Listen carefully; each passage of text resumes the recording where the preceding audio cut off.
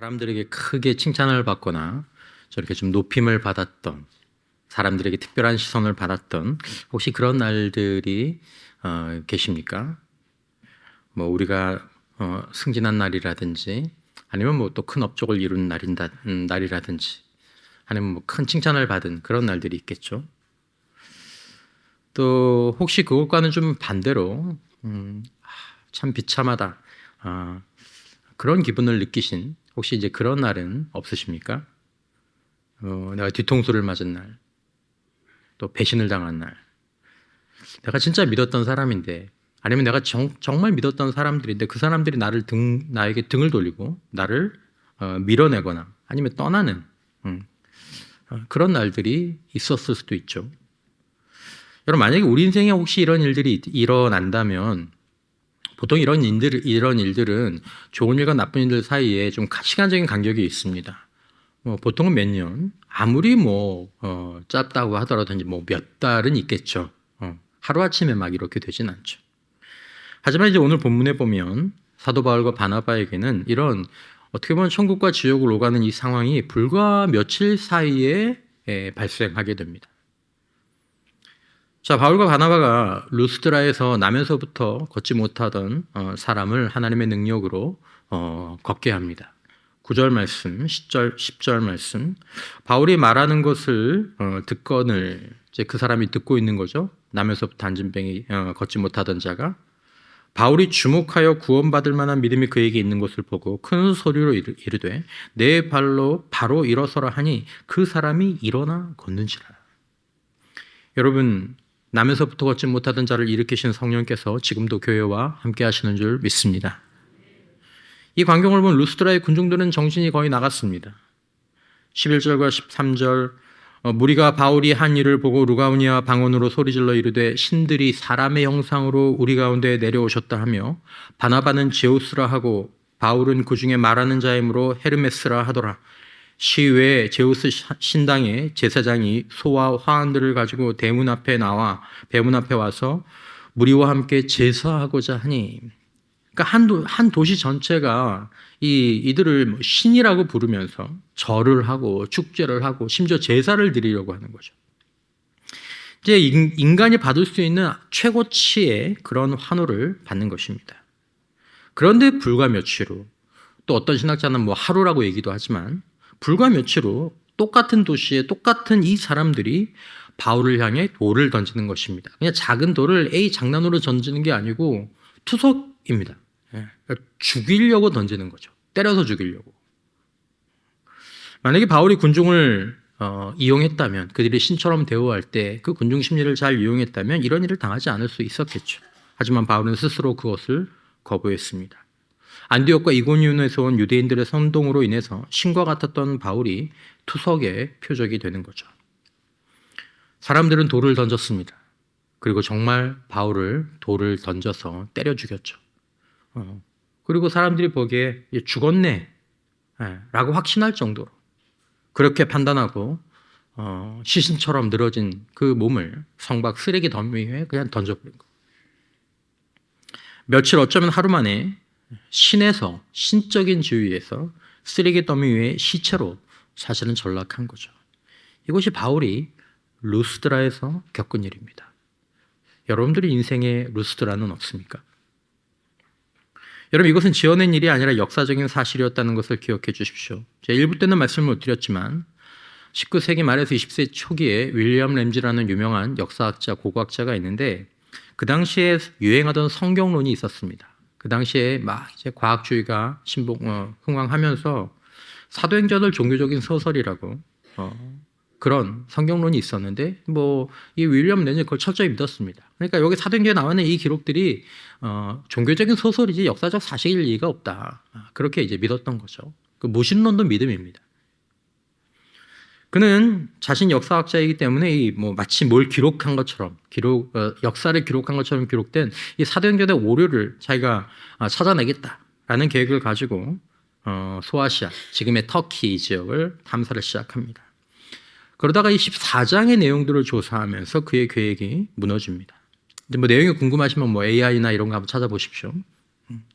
결국 이제 이 사람이 사도행전에 등장하는 도시와 명칭, 관리의 직함, 도로의 상태들을 하나씩 다 조사했고 거기서 단 하나의 오류도 찾아내지 못했습니다. 결국 그는 이 조사를 통해서 자신의 학설을 철회하고 다음처럼 고백했죠. 누가는 인류 역사학자이다. 그의 증언은 가장 까다로운 비판 앞에서도 견뎌낼 수 있었다. 팩트를 쫓아가던 학자가 팩트에 굴복해서 신앙을 갖게 된 이제 고고학사의 유명한 한 가지 사례입니다. 그러니까 지금 이건 역사적인 사실이라는 얘기입니다. 여러분, 예수님을 기억해 보십시오. 예수님께서 호산나 다윗의 자손이요, 종려주일 예수님을 환호하던 사람들이 불과 며칠 만에 예수님을 십자가에 못 박으라고 외쳤고 실제로 그렇게 했습니다. 여러분, 우리가 이것을 우리의 남은 신앙생활 가운데 또 우리의 삶 가운데 이렇게 마음에 두고 살아가야 한다는 것입니다. 우리 신앙의 여정에는 루스드라가 있다. 예수를 믿고 따르는 모든 사람이 겪게 되는 현실 가운데 하나가 이것이기 때문입니다. 교회에서 칭찬받다가 하루아침에 비난의 대상이 될 수도 있습니다. 열심히 섬겼을 뿐인데 뒤에서 흉을 잡힐 때도 있죠. 어쩌면 쫓겨날 때도 있을지 모릅니다. 사업에서 성공하다가 황당하게 나락으로 떨어지는 일들이 우리 신앙과 삶에 찾아올 때가 있다는 것입니다. 그때 우리는 무엇을 생각해야 할까? 그런데 그때 다시 내가 일어나야 될 이유가 있다면 과연 무엇일까? 오늘 본문에서 다시 일어난 바울을 주목하며 몇 가지를 생각하길 원합니다. 자, 첫 번째, 우리는 칭찬이라는 이름에 이 독이 든 잔을 거절해야 된다는 것입니다. 칭찬은 좋은 건데 바울은 사람들이 자기를 신처럼 대할 때 그것을 은근히 즐기지 않고 옷을 찢으며 거부했습니다. 14절과 15절, 두 사도 바나바와 바울이 듣고 옷을 찢고 무리 가운데 뛰어 들어가서 소리질러 이르되 여러분이여 어찌하여 이러한 일을 하느냐? 우리도 여러분과 같은 성정을 가진 사람이라. 유대인에게 옷을 찢는 행위는 분노 또 애통을 표현하는 가장 강력한 방식입니다. 그러니까 바울은 전혀 기뻐하지 않았습니다. 진심으로. 왜 그랬을까요? 바울은 이것이 사탄의 가장 교묘한 공격이라는 것을 알았기 때문입니다. 생각해 보십시오. 마태복음 4장에서 예수님이 마귀에게 당하신 시험은 핍박이 아니었습니다. 떡 줄게, 성경에서 제일 높은 거 줄게, 세상에서 제일 높은 거 다 줄게. 창세기 3장에서 첫 인류가 당하여 넘어진 시험은 고난이 아니었습니다. 유혹이었습니다. 여러분, 사탄의 가장 강력한 공격은 건강과 물질을 치는 것이 아닙니다. 사탄의 가장 강력한 공격, 핍박과 박해로 넘어지지 않은 사람들을 넘어뜨린 방법은 바로 칭찬, 명예, 돈과 권력, 성공, 성취였습니다. 그것이 영적이든 육적이든. 능력을 지어주고 권력을 지어주고 사람들이 떠받들게 하고 아주 넉넉한 돈을 지어주고. 핍박이 오면 대부분의 신자들은, 다는 아닐지 몰라도 대부분의 신자들은 하나님 앞에 나아갑니다. 왜냐하면 방법이 그거밖에 없잖아요. 그런데 칭찬은, 성공은, 부와 환호는 하나님으로부터 미끄러져 내려가게 합니다. 예배도 넘어가고 기도도 할 수 있으면 하지만 점점점 질도 줄고 양도 줄고, 그리고 마음속에서부터 교만이 올라오고, 정말로 깊고 뜨거웠고 끈끈했던 하나님과의 관계에는 거미줄이 들어오기 시작하죠. 종교 생활하는 사람들이 있습니다. 그렇게 되는 거죠. 자주 인용되는 팀켈러 목사님의 말이 있죠. 우상이란 그 자체가 나쁜 게 아니라 좋은 것이 궁극적인 것의 자리를 차지할 때 만들어지는 게 우상이다. 그러니까 여러분, 우상은 종류가 아닙니다. 우상은 위치 때문에 발생하는 것입니다. 건강, 성공, 인정, 사랑, 물질, 성취 다 좋죠. 하지만 그것이 내 삶의 최종 목적지가 되면 우리가 그것을 나 이거 있으니까 나 인생은 이제 안전하다 라고 생각하는 그 순간부터 영의 타락, 마음의 타락, 그리고 육신의 또 관계의 타락. 왜 무너지는지 본인들은 모릅니다. 잘 몰라요. 근데 그것 때문에 무너지는 거죠. 그거 없고 진짜 행복은 잃어버립니다. 바울은 기적을 행한 후에 사람들의 찬사를 받는 그 달콤한 순간에 그것이 독배라는 것을 알아차렸습니다. 이것은 자신이 아니라 하나님이 받으셔야 하는 것임을 알았죠. 그래서 옷을 찢으면서 외치는 것. 15절에 여러분에게 복음을 전하는 것은 이런 헛된 일을 버리고 천지와 바다와 그 가운데 만물을 지으시고 살아계신 하나님께 돌아오게 함이라. 여러분, 사실 우리는 교회만 놓고 보면 교회에서, 아니면 저 같은 사람들은 교계에서 특별한 대우, 특별한 시선을 사실 은근히 기대합니다. 근데 그렇지 않고 사람들이 나의 희생을 몰라주거나 아니면 나의 수고를 기억해주지 않고 나를 조금만 무시하면 우리는 속이 상하고 일하거나 사역하는 마음에 작게는 상처, 스크래치를 입거나 아니면 그 마음 자체를 잃어버리기도 하죠.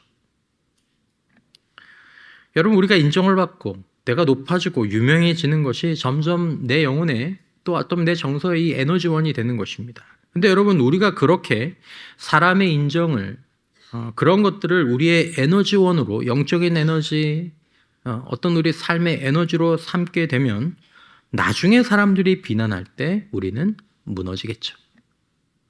사람의 환호라는 사다리를 타고 올라갔기 때문에 그 사다리가 돌팔매질로 무너지면 거기에 달려있던 사람은 쓰러지고 넘어지는 게 당연합니다. 여러분, 여기서 우리가 기억해야 될 교훈은 우리의 삶과 신앙의 중심과 동기가 사람의 인정이 아니라 내가 아니라 살아계신 하나님이 되어야 한다는 것입니다.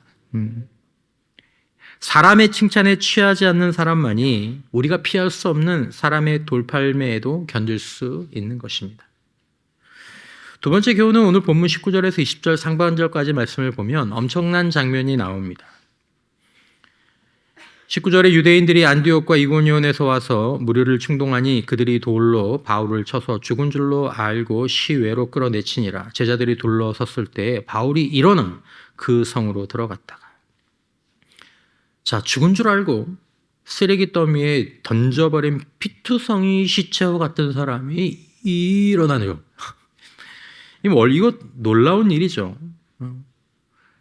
그런데 더 놀라운 것은 사실 그렇게 일어나는 사람이, 겨우 일어나는 사람이 조금 전 자신에게 돌을 던졌던 사람들이 있는 그 성으로 다시 들어가는 겁니다. 여러분, 정상적인 사람이라면 어떻게 해야 합니까? 겨우 목숨을 건졌으면 이제 다른 방향으로 가야죠. 우리가 흔히 우스갯소리로 얘기하는 것처럼 내가 상처받은 내가 상처받은 지역, 군대 생활, 사회생활, 교회 생활, 내가 그쪽으로는 뭐도 안 해. 말로 정서적으로 돌팔매질을 당하면 그런 마음이 들죠. 그럴 것 같아요. 저도 이런 일들이 이렇게 생각하면 저는 개인적으로 나는 그런 상황이 오면 하루도 더 있지 않는다. 사실 그런 마음으로 제가 살았는데 제가 이 본문을 보면서 개인적으로 적용할 때 좀 생각이 많아졌습니다. 생각이 좀 많아졌죠. 어쨌든 바울은 피투성이가 된 몸을 이끌고 다시 성문을 향해, 어쩌면 그 교회를 향해, 그 사람들을 향해 그 몸을 이끌고 다시 들어갑니다. 여러분, 바울이 어떻게 다시 일어날 수 있었을까요? 그 돌팔매질을 맞고 여러분 어떻게 일어날 수 있었을까요? 여러분들이라면, 저라면 일어날 수 있겠습니까? 어떤 설교에서 바울이 돌에 맞아 쓰러져가는 그 순간 바울에게 한 장면이 떠올랐을 것이다 라는 말씀을 하셨는데 저는 그게 공감이 되었습니다. 그 장면은 무엇입니까? 바로 돌에 맞아 죽은 스데반의 순교 현장입니다. 글의 중심에 청년 사울은 아마도 팔짱을 끼고 있었을 것입니다. 합당하게 여겼다, 그런 표현이 나오죠. 스데반이 돌에 맞아 죽어가는 걸 직접 목격한 사람입니다. 사도행전 7장 55절에 보면 스데반이 여기가 내가 주림나라 가는 자리인가 보다, 그것을 직감하고 하늘을 바라보며 외치는 장면이 나옵니다. 55절 이하에 스데반이 성령 충만하여 하늘을 우러러 주목하여 하나님의 영광과 및 예수께서 하나님 우편에 서신 것을 보고 말하되, 보라, 하늘이 열리고 인자가 하나님 우편에 서신 것을 보노라. 스데반은 돌에 맞는 고통보다 머리가 깨지고 뼈가 부서지고 피부가 터지는 그것보다 지금 자기를 맞이하러 서 계신 예수님의 영광에 압도되어 있었습니다. 바울도 루스드라에서 돌에 맞는 고통보다 부활하신 그리스도의 임재가 바울에게 더 강력했던 것입니다. 스데반의 영혼은 하나님이 거두어 가셨지만 사도 바울은 아직 해야 될 일이 있었기 때문에 아마도 성령께서 그를 다시 일으키신 것 같습니다. 스데반이 그런 것처럼 바울은 누구를 보고 있었습니까? 주님을 보고 있었습니다. 그리고 부활하신 주님은 능력으로 사도 바울과 함께 계셨는 줄 믿습니다. 여러분, 우리가 어떤 돌에 맞든지 우리가 넘어졌을 때 주님을 바라보기를 원합니다. 주님께서 우리와 함께 계심을, 그 부활하신 주님이 우리와 함께 계심을 꼭 기억할 수 있기를 바랍니다. 여러분, 돌팔매질을 당하는 그것은 우리 인생의 고난입니다. 그런 돌팔매질은 우리의 마음과 우리의 몸에 금을 가게 하죠. 때로는 부서지게 하고 균열이 나게 하죠. 레너드 코헨이라는 오래된 가수가 있습니다. 아시는 분은 아시겠지만 저도 대학교 때 이분 노래 몇 곡을 그냥 좀 철없이 흥얼흥얼 댔는데 이 저음이 굉장히 좋으신 분인데 그것보다는 이분이 그 철학적이고 종교적인 가사 때문에 이분의 노래가 좀 유명합니다. 우리나라로는 송가라고 번역된 앤썸이라는 곡에 다음과 같은 유명한 가사가 있습니다. 종을 힘껏 울리세요. 당신의 완벽한 삶은 잊으시고 모든 것에는 상처가 있기 마련입니다. 원래는 균열이죠. 바로 그 균열이, 그 상처가 빛이 들어오는 통로가 됩니다. 라는 가사입니다. 여러분, 완벽한 곳에는 빛이 들어올 틈이 없습니다. 하지만 깨지고 부서지고 금이 간 바로 그 자리로 빛이 들어오는 것입니다. 이 인생이 영원히 그렇다라는 거죠. 갈라디아서 6장 17절에서 사도 바울은 이렇게 말합니다. 이후로는 누구든지 나를 괴롭게 하지 말라. 내가 내 몸에 예수의 흔적을 지니고 있노라. 예수의 상처를, 예수의 크랙을, 그걸 지니고 있다는 거죠.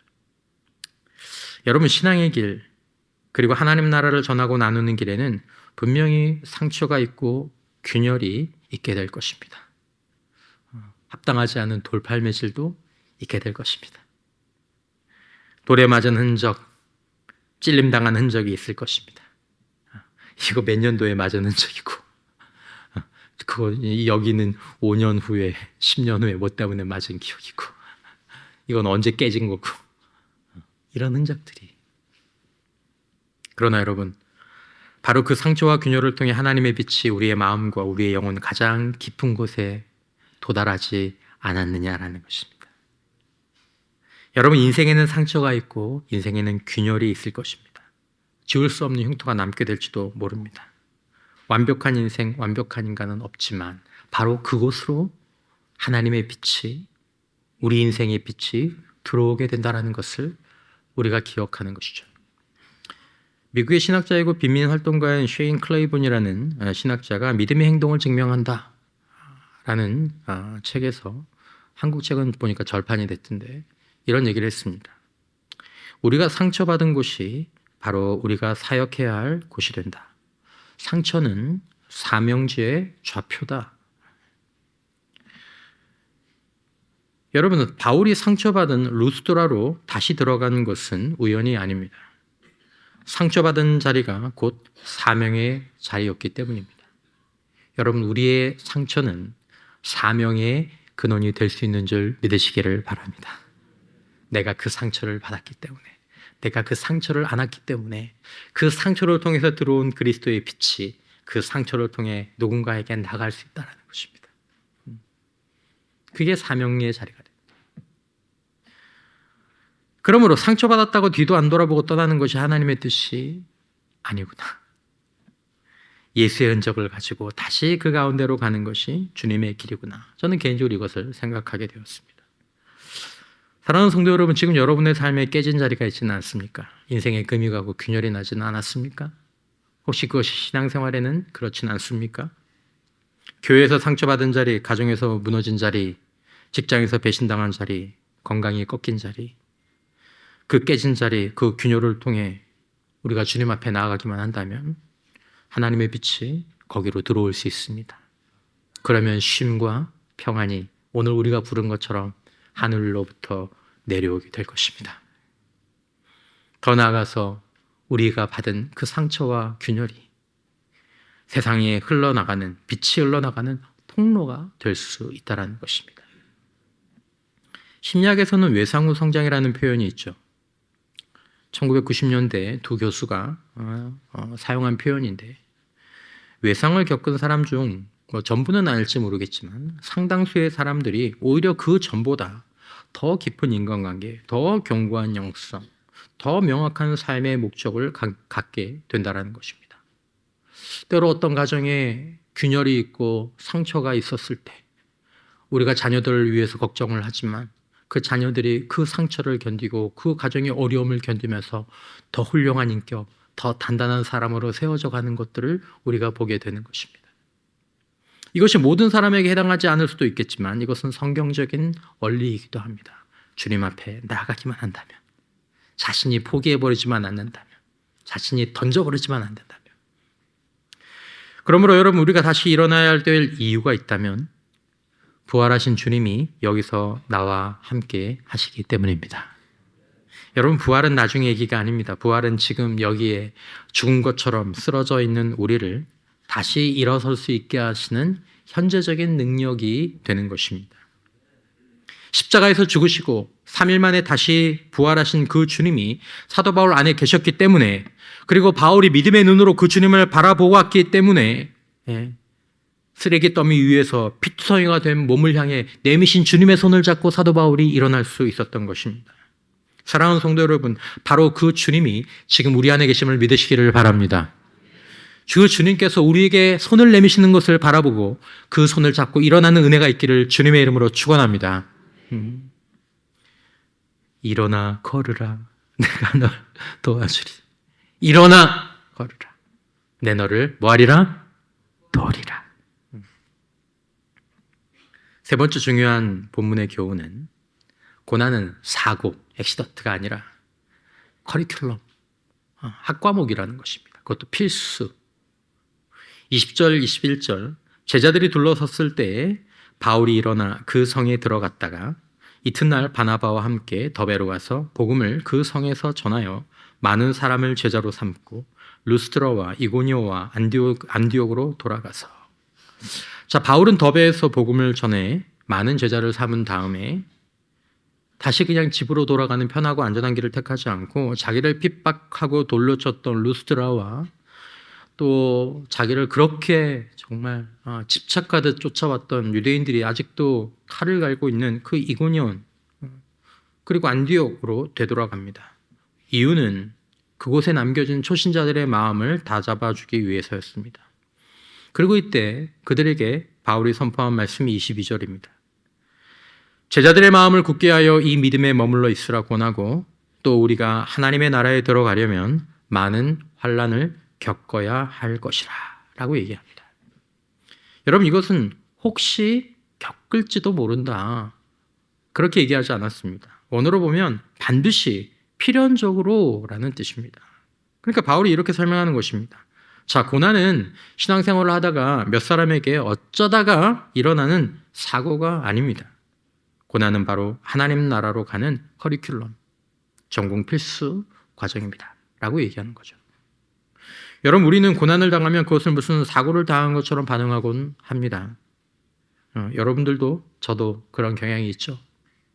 고난을 벌이나 저주나 재앙으로, 쓰레기로 받아들이는 것입니다. 그러나 바울의 선포는 반대죠. 고난은 믿음이 부족해서 오는 것이 아니라 하나님 나라를 향해 제대로 걸어가고 있다는 증거가 되는 것입니다. 주님의 나라를 섬기고 교회를 섬기다가 혹시 맞은 돌이 있습니까? 우리가 주님을 섬기고 있기 때문에 당한 것인 줄 믿습니다. 고난은 벌이 아니라 졸업에 필요한 반드시 필요한 과정이라는 것입니다. 인생도 그렇죠. 비터 프랭클이라는 유명한 정신의학자가 유대인으로 아우슈비츠 수용소에 3년 정도 갇혀 있다가 거기서 그 상황 가운데서 정서적으로 견뎌내는 사람들을 바라보면서 관찰한 내용들을 책으로 남겨서 또 많은 사람에게 유익을 줬는데 그의 책에 좀 아이러니하지만 그가 니체를 인용하면서 이렇게 얘기하죠. 살아야 할 이유를 아는 자는 그 어떤 상황도 견딜 수 있다. 살아야 할 이유를 아는 자는 그 어떤 상황도 견딜 수 있다. 바울에게는 이유가 있었습니다. 여러분들에게는 또 저에게는 이유가 있습니까? 신앙생활하는 이유. 바울에게는 살아야 될 이유가 있었습니다. 돌에 맞아도 감옥에 갇혀도 파선을 당해도 다시 일어나야 될 이유가 있었습니다. 그것은 복음이었고 그리스도의 복음을 땅끝까지 전해야 한다라는 부활하신 주님께서 그에게 친히 주신 사명이었습니다. 여러분들에게는 저에게는 이 사명이 있느냐라는 것입니다. 그게 이유가 되죠. 루스드라에 남겨진 연약한 초신자들, 아직 복음을 듣지 못한 영혼들, 그들을 생각하면 바울은 다시 일어나서 거기로 들어가야 했습니다. 여러분, 고난은 우발적 사고가 아니라 그리스도를 따르는 자에게 반드시 수반되는 필연적인 과정이라는 것을 알아야 합니다. 여러분, 고난은 끝이 아닙니다. 고난은 하나님 나라의 입구인 줄 믿습니다. 여러분, 지금 겪는 환난은 우리를 파괴하려고 오는 것이 아니라는 것입니다. 지금 우리에게 오는 환난은 하나님 나라에 또 하나님의 복을 담기에 또 복의 통로가 되기 위해서 우리를 합당한 사람으로 빚어내려고 오는 것입니다. 그러므로 로마서 5장 3절에서 바울이 얘기하죠. 다만 이뿐 아니라 우리가 환난 중에도 즐거워하나니 이는 환난은 인내를, 인내는 연단을, 연단은 소망을 이루는 줄 알미니라. 여러분, 우리가 자랑할 것이 무엇입니까? 돈입니까? 건강입니까? 난 인생에 환난이나 고난이 하나님 은혜로 하나도 없었어입니까? 아닙니다. 데살로니가후서 1장 4절에 보면 그러므로 너희가 견디고 있는 모든 박해와 환난 중에서 너희 인내와 믿음으로 말미암아 하나님의 여러 교회에서 우리가 친히 자랑하노라. 그 인내와 믿음을 자랑하는 거죠. 여러분, 그러므로 우리가 다시 일어날 수 있고 일어나야 하는 것입니다. 정리하겠습니다. 바울이 돌에 맞아도 다시 일어나야 했던 이유는, 일어날 수 있었던 이유는 첫 번째, 사도 바울이 자신의 삶의 중심을, 초점을 사람의 인정이 아니고 나 자신이 아니고 살아계신 하나님께 두었기 때문입니다. 두 번째로는 부활하신 주님이 그와 함께 하심으로 사도 바울이 자기 안에 부활하신 그 주님을 바라보았기 때문에, 그리고 그렇게 했을 때 주님이 그를 일으켜주시는 손을 내밀어 주셨고 사도 바울이 그 손을 잡고 일어날 수 있었습니다. 세 번째로 고난은 끝이 아니라 하나님 나라의 과정이었기 때문에 사도 바울은 일어나서 다시 그 성으로 들어갈 수 있었던 것입니다. 성도 여러분, 여러분에게 또 우리에게 루스드라 성이 혹시 있습니까? 상처받은 교회 공동체, 사람들에게 배신당한 직장, 시련이 언제 끝날지 모르는 갈등이 반복되는 가정, 좌절을 겪은 사역의 자리, 어쩌면 우리는 그곳에서 돌에 맞아 쓰러졌고 성 밖에 버려진 것 같은 시신 같은 마음으로 누워 있을 수 있습니다. 바울은 다시 일어나서 그리고 다시 그 성으로 들어갔습니다. 신앙의 결은 좀 다르지만 프랑스의 철학자이고 신비주의 사상가인 시몬 르베이유는 이런 글을 남겼습니다. 은총은 빈 공간을 채운다. 그러니까 은총을 받으려면 빈 공간이 있어야 된다는 거죠. 그러나 은총이 들어올 수 있는 그 빈 공간을 만드는 건 고통입니다. 균열입니다. 상처입니다. 결핍입니다. 사랑하는 성도 여러분, 우리 모두가 혹시라도 엎드러진 자리가 있다면, 그리고 엎드러졌을 때 가장 먼저 주님을 바라볼 수 있기를 축원합니다. 상처받고 죽임당하신 주님은 우리가 누워있는 그 쓰레기 더미 같은 상황을 주님은 아십니다. 왜냐하면 주님이 겪으셨기 때문에. 그리고 부활하신 주님은 우리 안에 계셔서 우리에게 손을 내밀어 주십니다. 그걸 잡느냐 안 잡느냐는 저와 여러분들에게 달린 것입니다.